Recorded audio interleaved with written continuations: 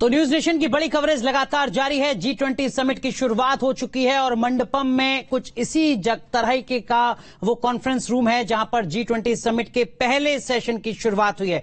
खास पैनल और हमारी सहयोगी ज्योति तनेजा भसीन हमारे साथ मौजूद हैं जिनसे समझने की कोशिश करेंगे इस समिट का मतलब क्या आने वाले वक्त के लिहाज से। बिल्कुल, और देखिए ये कुछ इसी तरह से ये स्टूडियो जो हमने बनाया है भारत मंडपम में भी प्रधानमंत्री नरेंद्र मोदी अध्यक्षता कर रहे हैं। उनका हमने संबोधन सुना जब शुरुआत में उन्होंने सबका वेलकम किया और एक नए गेस्ट को भी उन्होंने वेलकम किया। साउथ अफ्रीका एक नए गेस्ट के रूप में अब जुड़ गया है। अभी तक 20 देश थे, अब 21 देश हो गए हैं। लेकिन अभी वन अर्थ पर चर्चा हो रही है। वन अर्थ यानी कि एक पृथ्वी पर चर्चा हो रही है और उसी को लेकर प्रधानमंत्री नरेंद्र मोदी कितनी बार वक्तव्य दे चुके हैं। ये देखिए 10 तस्वीरें आप देख रहे हैं। शेख हसीना का स्वागत करते हुए जस्टिन ट्रूडो, कनाडा के राष्ट्रपति को आप देख रहे हैं, जर्मन के चांसलर ओलाफ को भी आप देख रहे हैं, उधर अर्जेंटीना के राष्ट्रपति अल्बर्टो फर्नांडीज की तस्वीर आप देख रहे हैं, ऑस्ट्रेलिया के प्रधानमंत्री का भी गर्मजोशी के साथ प्रधानमंत्री। तो ये 10 तस्वीरें इस वक्त हम आपको दिखा रहे हैं। साथ ही साथ एक खास पैनल जो लगातार हमारे साथ बना हुआ है। सुशील सिंघल साहब हैं, former diplomat, major general Pankaj Saxena साहब हैं, डिफेंस मामलों के जानकार हमारे साथ, एम्बेसडर दीपक वोरा साहब जुड़ रहे हैं, मेजर जनरल रिटायर्ड के सिन्हा साहब जुड़ रहे हैं, कोरिया से जायना चुंग हमारे साथ जुड़ रहे हैं। साथ ही साथ कुछ और खास मेहमान भी हमारे साथ लगातार बने हुए हैं जिनसे हम समझने की कोशिश कर रहे हैं कि इस समिट का मतलब क्या होने जा रहा है आने वाले वक्त के लिहाज से, और जिस सेशन की शुरुआत हुई है उस सेशन की मौजूदा वक्त में कितनी ज्यादा जरूरत है। ये 6 तस्वीरें आपको दिखा रहे हैं उन तमाम मेहमानों की जो शामिल हुए हैं इस G20 समिट में। सबसे पहले रुक करते हैं हमारे सहयोगी विकास चंद्रा का। विकास, इस वक्त की क्या अपडेट आपके पास, बहुत संक्षेप में?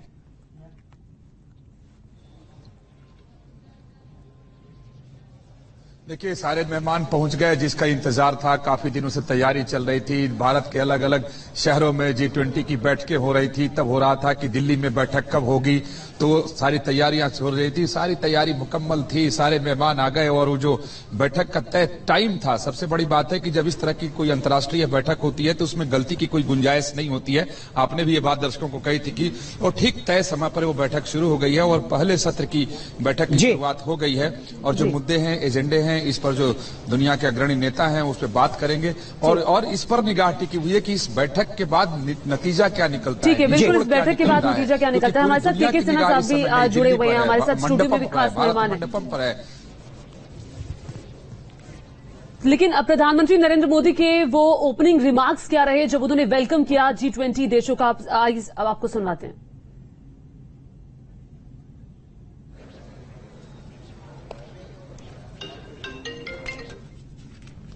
फ्रेंड्स, कोविड-19 के बाद विश्व में एक बहुत बड़ा संकट विश्वास के अभाव का आया है। युद्ध ने इस ट्रस्ट डेफिसिट को और गहरा किया है।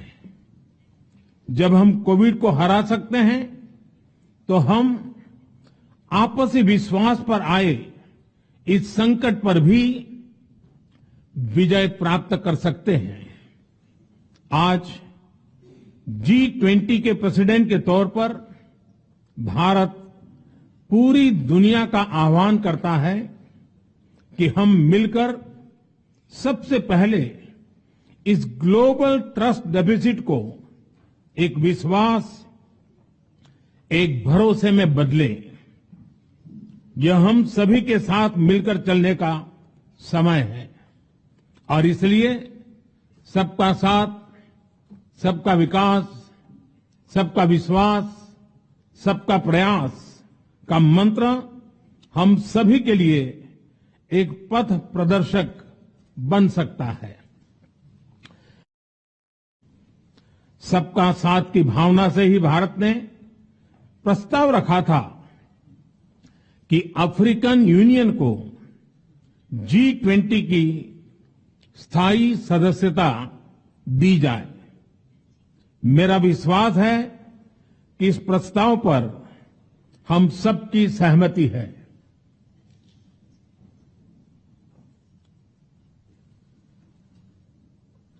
आप सबकी सहमति से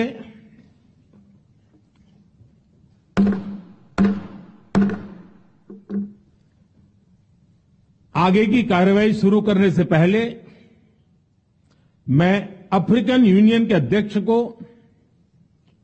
G20 के स्थायी सदस्य के रूप में अपना स्थान ग्रहण करने के लिए आमंत्रित करता हूं।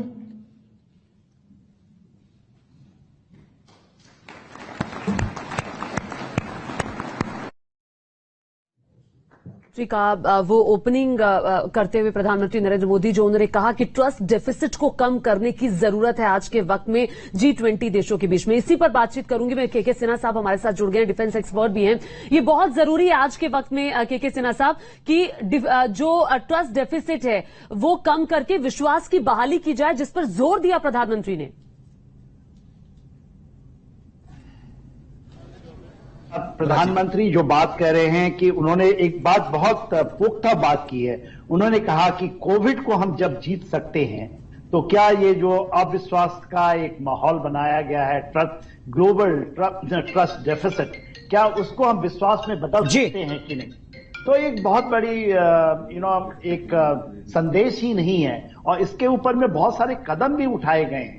देखिए 200 से ज्यादा मीटिंग्स हुई हैं G20 लास्ट 1 दिसंबर से लेकर 30 नवंबर तक जब चल रही है, जिसमें अभी हम समापन किए रहे हैं, तो इसके ऊपर ही काम हुआ है, जिसमें ग्लोबल ट्रस्ट डेफिसिट और खास करके ये ट्रांस अटलांटिक एरिया में, यूरोप के इलाके में जो आप देख रही हैं, यूक्रेन और रशिया के बीच में, तो वहां इतनी ज्यादा ट्रस्ट डेफिसिट बढ़ा दी गई है कि कोई विश्वास करने के लिए तैयार बिल्कुल। नहीं। तो G20 समिट में अपने आप में एक बड़ी चुनौती है। नेहा पंत हमारे साथ अमेरिका से जुड़ रही हैं। नेहा पंत, जो ट्रस्ट डेफिसिट का बड़ा फैक्टर है वो रूस यूक्रेन युद्ध के इर्द गिर्द है, चीन के इर्द गिर्द है। जी, आपके सवाल में ही आपका जवाब है, बिल्कुल। और ये निशाना प्रधानमंत्री मोदी जी का एक तरह से देखा जाए तो सीधा सीधा चीन पर ही था। देखिए, यूनाइटेड स्टेट्स का इंडिया के करीब आने का सबसे बड़ा जो कारण है वो यही है कि अभी जैसे हमने पहले डिस्कस किया था कि ना केवल इंडो पैसिफिक का जो फेयर ट्रेड रूट है उसको ब्लॉक करने का जो चाइना का एक प्लान है, उस पर यूनाइटेड स्टेट्स उससे काफी सशंकित है और काफी ज्यादा अविश्वास है उनके मन में चाइना के प्रति।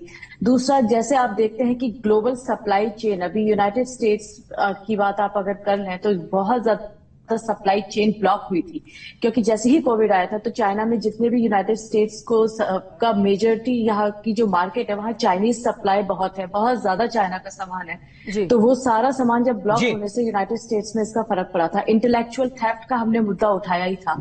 तो वो जो सारे जो मुद्दे हैं वो उनका सोल्यूशन उन्हें इंडिया में मिल रहा है, क्योंकि उन्हें पता है कि अगर कोई इंडिया में अपना ठीक है नेहा, हमारे साथ सुशील सिंघल साहब भी मौजूद है, फॉर्मर डिप्लोमेट है सर। आप अब ट्रस्ट डेफिसिट का जो प्रधानमंत्री ने मुद्दा उठाया, ये बहुत बड़ा